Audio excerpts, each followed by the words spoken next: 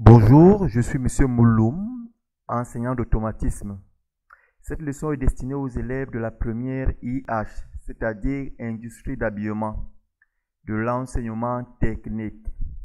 Aujourd'hui, ça sera le premier module. Ce module n'est rien d'autre que le système ou bien système de numération. Alors, ce module sera divisé en deux leçons. La première leçon sera la conversion dans les bases et puis la deuxième leçon, ce sera tout simplement les opérations dans les bases. Sans plus attendre, nous allons aller dans le vif du sujet, mais bien entendu, il faut le noter. Nous avons également cette introduction que vous pourriez lire après, mais également, l'élève doit avoir des connaissances en mathématiques pour pouvoir faire et comprendre ce cours. Alors, nous allons commencer de la conversion du binaire en octal et hexadécimal vers le décimal. Très bien, conversion binaire en décimal. Comment ça se passe? C'est très facile, regardez. On compte le nombre de valeurs, par exemple la base, la conversion binaire. Le binaire, ça prend en compte deux valeurs, c'est-à-dire 0 et 1. C'est on parle de base 2. Alors, pour convertir, c'est-à-dire quitter de la base 2 à la base 10, la base 10 qui prend de 0 jusqu'à 9. On commence à compter du dernier chiffre ici, comme vous voyez là, 1, 2, 3, 4, 5. Je vais dire 0, 1, 2, 3, 4, 5. Alors, on va aller dans cet ordre-là. 5, en fait, signifie la puissance 5, tout simplement. On va prendre le 1 qui est là devant, multiplié par sa propre base, par 2, à la puissance 5. Ainsi de suite, plus 0 fois 2 puissance 4. Et vous voyez que les puissances diminuent jusqu'à 0. Vous voyez un peu. À la fin, on va additionner tous ces chiffres et nous aurons la valeur de 45. Donc, on va dire que quittant de la base 2 à la base 10, nous avons 45 tout simplement. C'est la même chose avec ce que nous voyons ici, c'est-à-dire 11, 0, 10 en base 2 pour la base 10. Alors, c'est la même conversion. Ainsi, nous aurons tout simplement 26 en base 10. Maintenant, nous allons passer de la conversion de l'octal en décimal. Là également, c'est le même principe. C'est-à-dire, nous allons compter 0, 1, 2, 3. Donc, quand nous sommes à 4, nous avons 3. La puissance 3. Ainsi, nous allons faire 4 fois 8, 4 fois 8 puissance 3, comme on voit ici, plus 5 que nous voyons ici, fois 8 puissance 2, ainsi de suite. À la fin, nous avons combien? Nous avons cette valeur et nous avons 2391 en base 10. Très facile. Même en hexadécimal, c'est toujours le même principe. C'est-à-dire, on compte 0, 1, 2, 3. Bien entendu, hexadécimal prend les valeurs de 0 jusqu'à 15. Et quand on commence à compter de 0 jusqu'à 15, ça fait 16. À partir de 10, ça devient les lettres. Lettres A, B, C, D, E, F. F qui correspond effectivement à 15. Nous le verrons un peu plus bas. Alors, comment ça se passe? Nous aurons 4 fois 16 puissance 3 plus 2 fois 16 puissance 2 plus 1 fois 16 puissance 1 et plus, enfin, plus 0 fois 16 puissance 0. Quand nous additionnons, ça donne cette valeur. Conversion maintenant du décimal vers le binaire, l'octal et puis l'hexadécimal. Alors, comment ça se passe? J'ai proposé deux méthodes. Hein. Bon, c'est à chaque élève de voir quelle est la méthode, ou bien chaque personne qui regarde ce cours. La personne est libre de voir quelle méthode qu'elle va utiliser. Hein. Alors, conversion décimale en binaire. Prenons par exemple 27 en base 10 à convertir en binaire. Comment est-ce que ça se passe? Alors, on va prendre 27. À chaque fois qu'on a un nombre pair, on retire 1 à ce nombre pair pour avoir un nombre. À chaque fois, autant pour moi qu'on a un nombre impair, on retire 1 pour avoir un nombre pair et on le divise par 2, ainsi de suite. Donc, on a par exemple 27, on retire 1, nous aurons tout simplement 26 divisé par 2, ça donne 13. À 13, on retire 1, ça reste 12, 12 divisé par 2, c'est égal à 6. À 6, c'est 0 tout simplement. On divise 6 par 2, ça te donne donc 3. À 3, on retire 1 Et ça reste de 2 divisé par 2, ça donne 1. Le 1, on le reconduit tout simplement, bien qu'on le divise toujours par 2, mais on le reconduit. Alors on commence à lire d'ici vers là. Comme vous voyez là, vous remarquez vous-même. Ainsi, quand on lit de là vers là, comme la flèche l'indique, nous aurons cette valeur. Alors on peut faire également ce genre de division, hein, c'est-à-dire si nous prenons par exemple 46, on fait une division successive. Là, 46 est un nombre pair, donc j'ai 0. 46 divisé par 2, ça fait 23. 23, je retire 1 pour avoir 22. 22 divisé par 2, ça donne 11. À 11, je retire 1, ça reste 10. 10 divisé par 2, ça fait 5. À 5, je retire 1, ça reste 4. 4 divisé par 2, ça fait 2. À 2, je retire 0.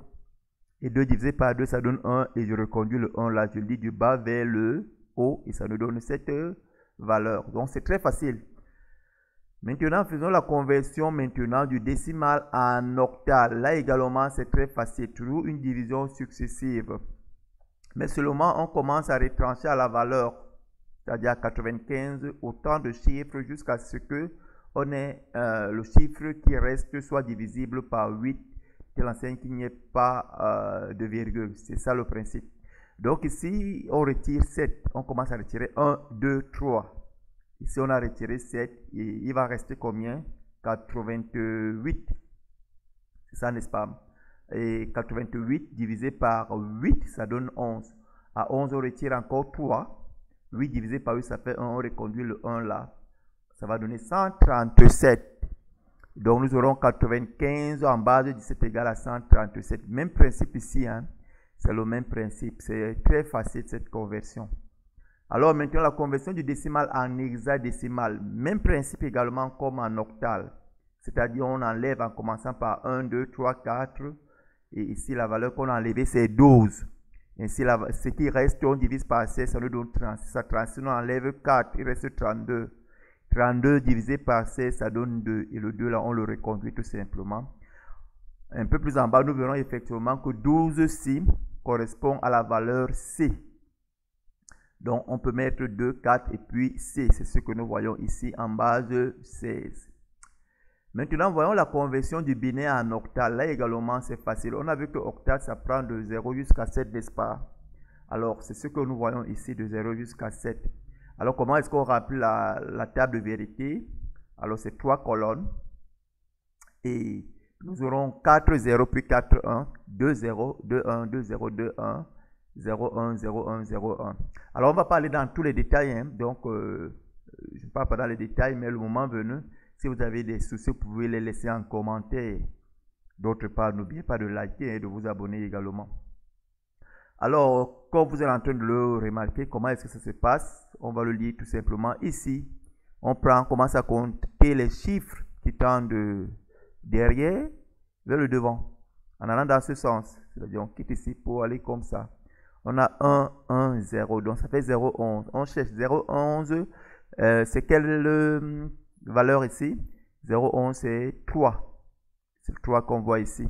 On continue maintenant. 1, 0, 1, ça fait 101, n'est-ce pas? 101 correspond à quoi? À 101 correspond à 5.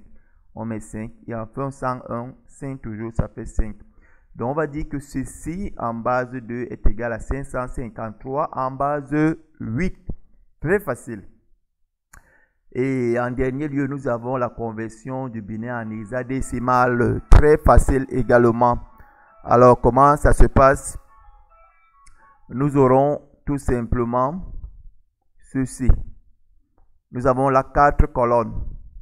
Comme nous avons 4 colonnes, ça sera tout simplement 8, 0, 8, 1. Après, on divise par 2. 4, 0, 4, 1. Et puis 2, 0, 2, 1, 0, 1, 0, 1. Très facile. Alors, qu'est-ce qui vous permet de savoir si vous avez trouvé? Au début, là, nous avons 4, 0. Et là, nous avons 4, 1. Vous voyez un peu, ça vous permet de savoir si vous avez trouvé également effectivement votre tableau, la table de vérité. C'est vrai qu'il y a d'autres méthodes pour remplir cette table de vérité. Mais bon, la méthode que beaucoup apprécient, et moi-même j'aime également, c'est celle-ci. Alors, et là, comment est-ce qu'on va faire? On va compter allant de derrière, comme ça a été le cas quand nous avons calculé en octal, n'est-ce pas?